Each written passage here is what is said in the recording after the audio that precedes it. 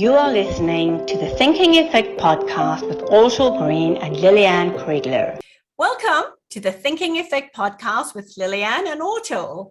This is episode 14, and we're talking today about how teachers can create a safe environment where students can focus on learning. But before we start the discussion, hey, Ortal, how are you doing today?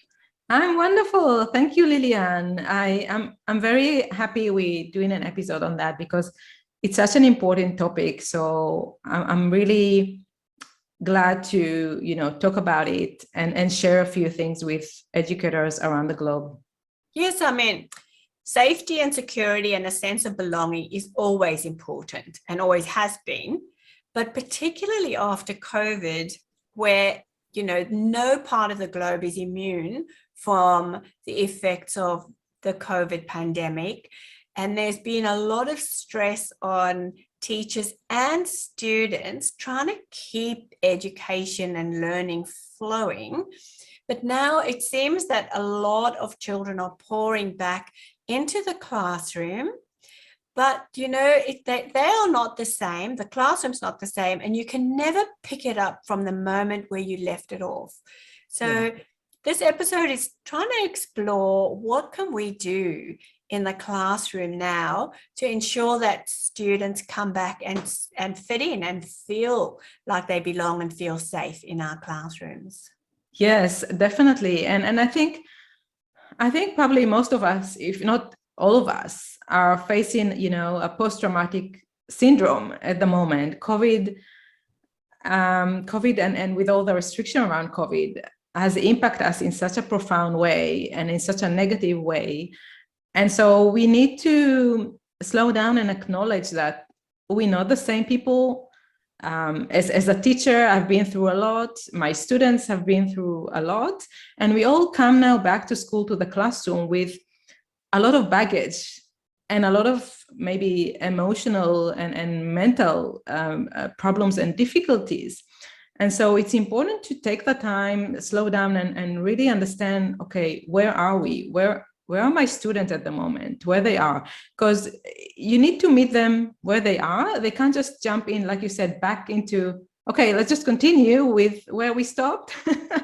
It's just not going to work. And we see it with schools and classrooms across the world, where there's a lot of struggle at the moment with students' behavior in the classroom because they've been through a lot and they missed a lot on socializing and they've been in isolation. And so we need to stop and assess what's going on with them. And also with you, the teacher, I mean, you need also to have self-empathy and compassion for yourself as well, because all the teachers have been through a lot as well. They've been required to adapt quickly to different ways of teaching and learning, and it was a big struggle for teachers as well. And so it's important for you also to don't expect too much from yourself, and take the time to kind of get back into teaching in the classroom environment.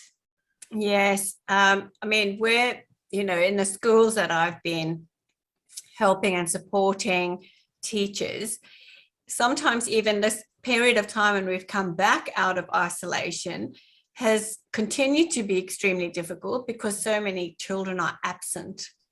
And how do you get flow in your teaching, when some children aren't there? And you're right that teachers had to pivot this way and that every 5 minutes. They had to start doing hybrid teaching, trying to ensure that their curriculum kept going. And you're also right about, the emotional and social development. If you think about a newborn baby, and I know we're not thinking about them right now in this, but they have literally been at home for 3 years. They haven't even been to the shops. Yeah. And I mean, one of my friends said that her grandchildren only knew her as a screen. Wow. A Facebook screen. So when she actually went to meet them, the grandchildren started to cry because the grandparents were 3D and real, and they were actually quite big. So, but older children also haven't had the time with their peers in the classroom. And so some of them were very, very anxious about going back because COVID suited some children, maybe, the ones who experienced some bullying in the playground, etc. They were fearful of coming back to school. So there are lots of things, we have to be caring, we have to have conversations, we have to be aware of where they are. And as educators, all I can suggest, there's so many issues with this, and it's going to take a long time to sort it out, but be kind to yourself and be kind to each other. I think in your center or in your school, try and, work together, check in with each other, share your experiences, share your resources, share your ideas. So don't, the last thing you want to be is all alone on a boat facing the sharks. You really want to be doing this with other people, this very difficult period in education. Yeah, it is a very challenging time. And I agree, we have to come to this situation with a lot of empathy and compassion. And for example, my youngest son, Sean, in one of the many lockdowns we faced here in Melbourne, he said, "Mom, they're still in my childhood." So, and he's right. He's absolutely right.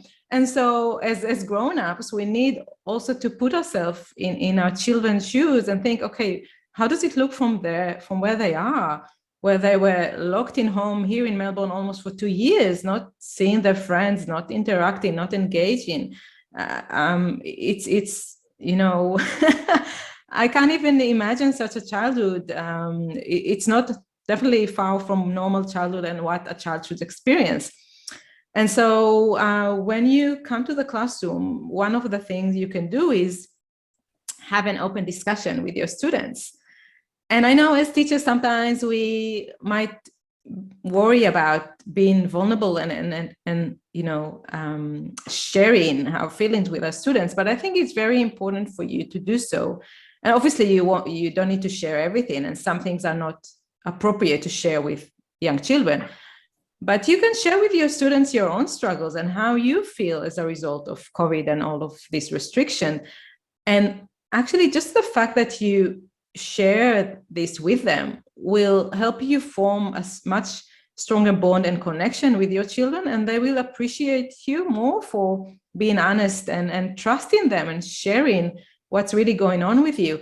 And that will also help them trust you and share with you what are their current needs, what are their pain points, what are they struggling with at the moment.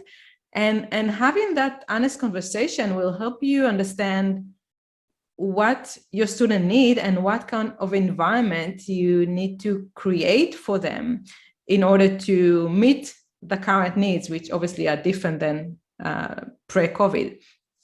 And you can use that opportunity as well to come up with ideas with your students in terms of what can we change within our environment to support each other. Okay, we heard from different students, and I also, as a teacher, I shared with you my needs. So we had the different needs within our classroom. And now we need to think how we can create an environment that supports us, where we support each other and provide each other with what we need at the moment to feel safe and calm and to get into a better emotional state. Yes, differentiation in the classroom has always been necessary, but now it's almost like mandatory. It's what you're saying is finding out what different children need, but also to keep the curriculum moving. It might be a time to personalize the learning a little bit more. So, rather than having whole class teaching, each smaller groups of children might be working on particular aspects of your content. So it's more manageable to ensure that the learning is going forward.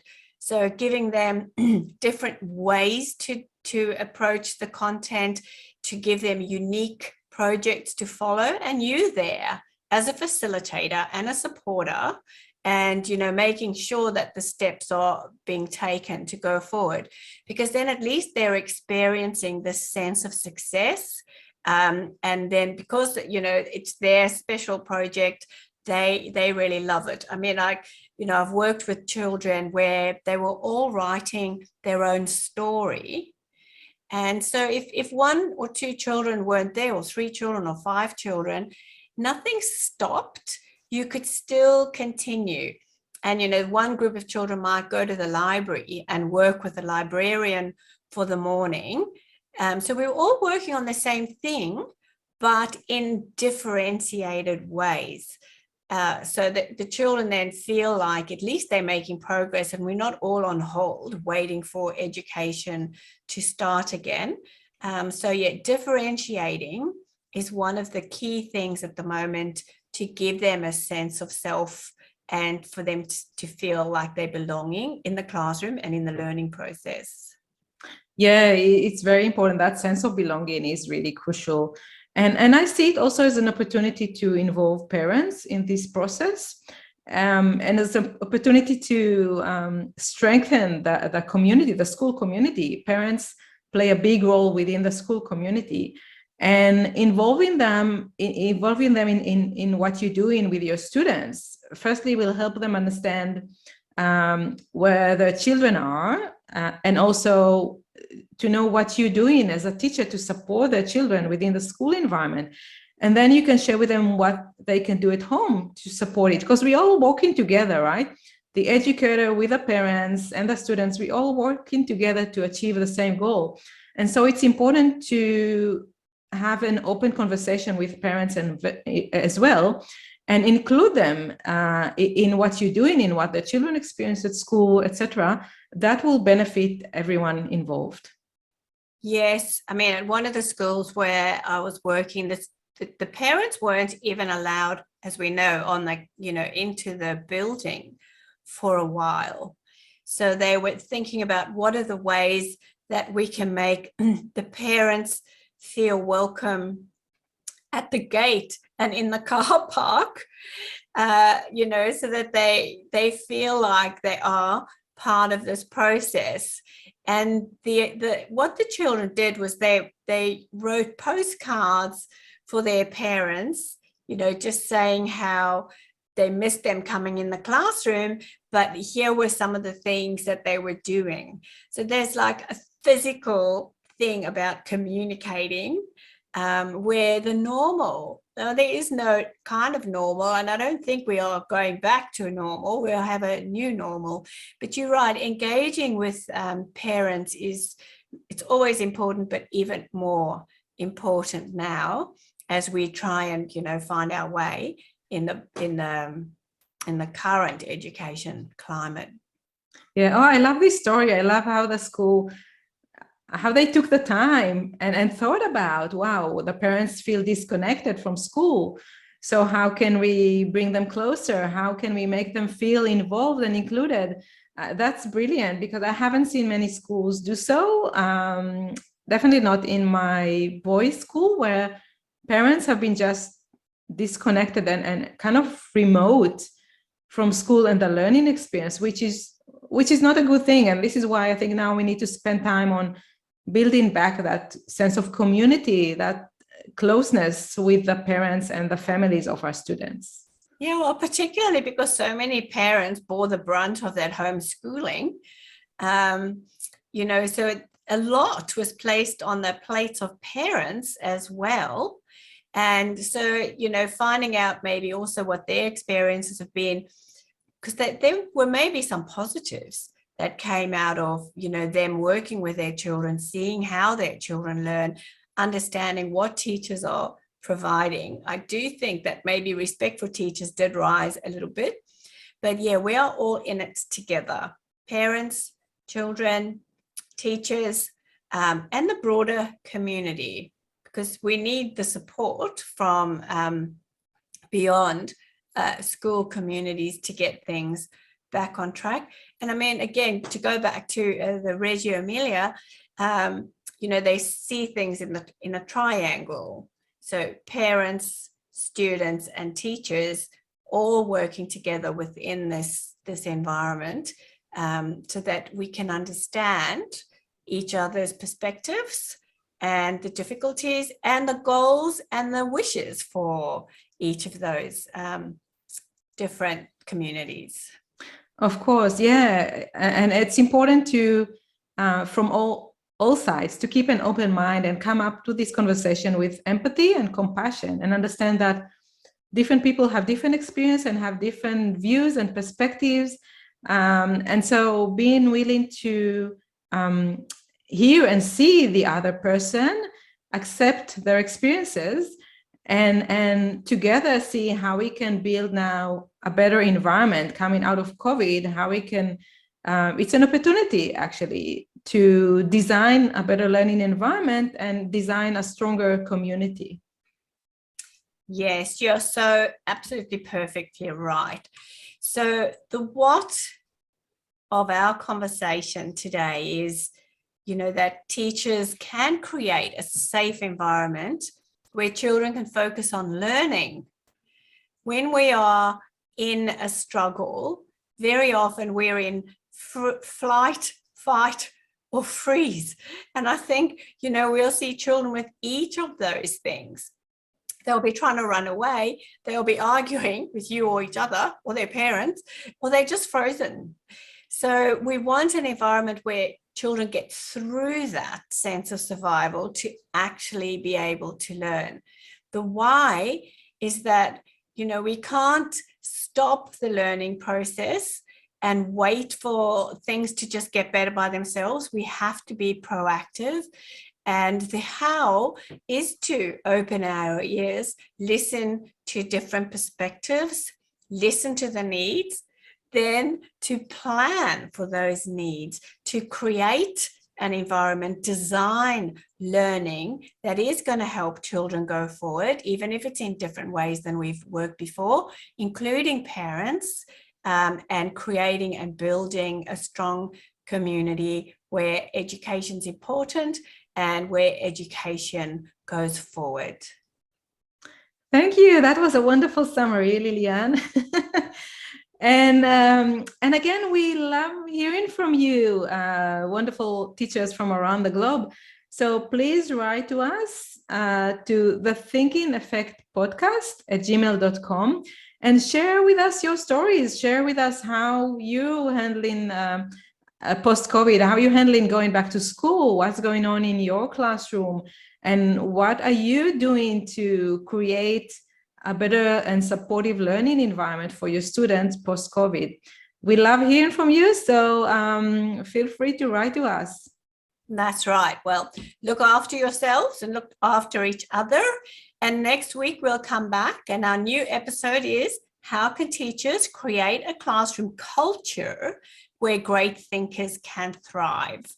So a little bit more meat on the bones of creating a culture in your classroom. See you then.